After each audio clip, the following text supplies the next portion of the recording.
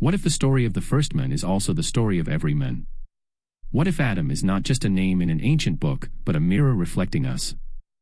Before there were nations, before there were cities, before history was written in ink, there was a garden, and a man formed from dust. Formed with intention.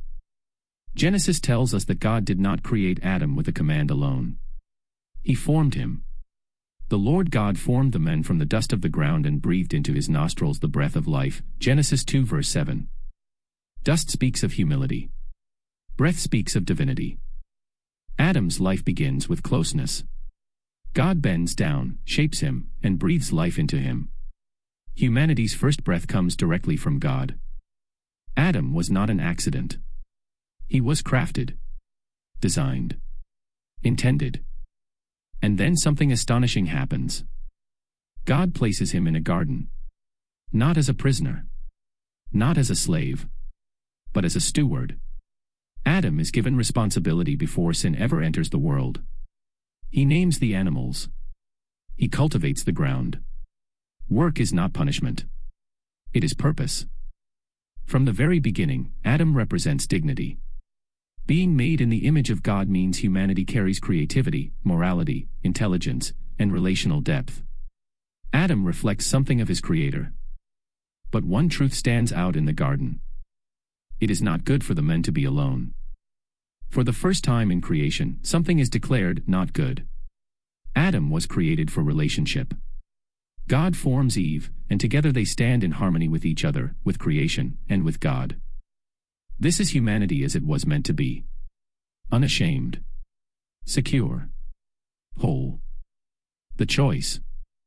But love requires freedom. In the center of the garden stands a boundary.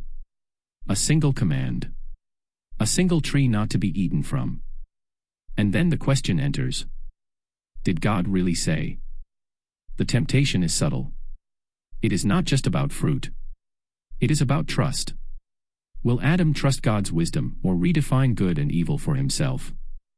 Adam chooses independence over obedience. And in that moment, everything fractures.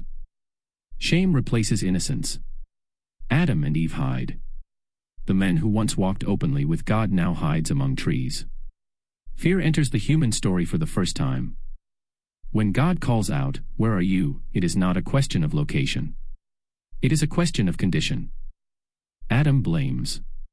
Relationship strains. The ground is cursed. Work becomes painful. Harmony dissolves into struggle. This is the fall. Adam represents not just humanity's beginning, but humanity's turning point. Through him, sin enters the world. Not merely as a mistake, but as a rupture in trust between Creator and creation. And yet, even here, grace appears. God clothes Adam and Eve. He does not destroy them. He promises that evil will not ultimately win.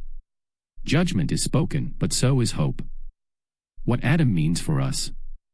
Adam's story explains something we all feel. We long for meaning because we were created with purpose. We crave connection because we were designed for relationship. We struggle with pride and fear because we have inherited a broken trust. Adam shows us our dignity and our weakness. Our calling and our failure. He reminds us that humanity's problem is not ignorance, but independence. We often know what is right, yet choose our own way. And still, God pursues. Even after the fall, God speaks. God covers. God promises. The story does not end in Genesis 3. It moves forward. Redemption begins to unfold. Adam's life tells us something essential. Our identity is rooted in being made in God's image, but our condition is marked by separation. We are both glorious and fallen. And that tension defines the human experience. Closing reflection. Adam begins in a garden. He ends outside it. But the story does not end there. The first man shows us what we were meant to be, and what we became.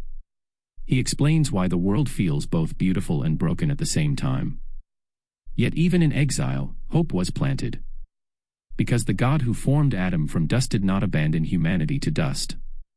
If Adam's story reveals the depth of our fall, it also reveals the depth of God's mercy.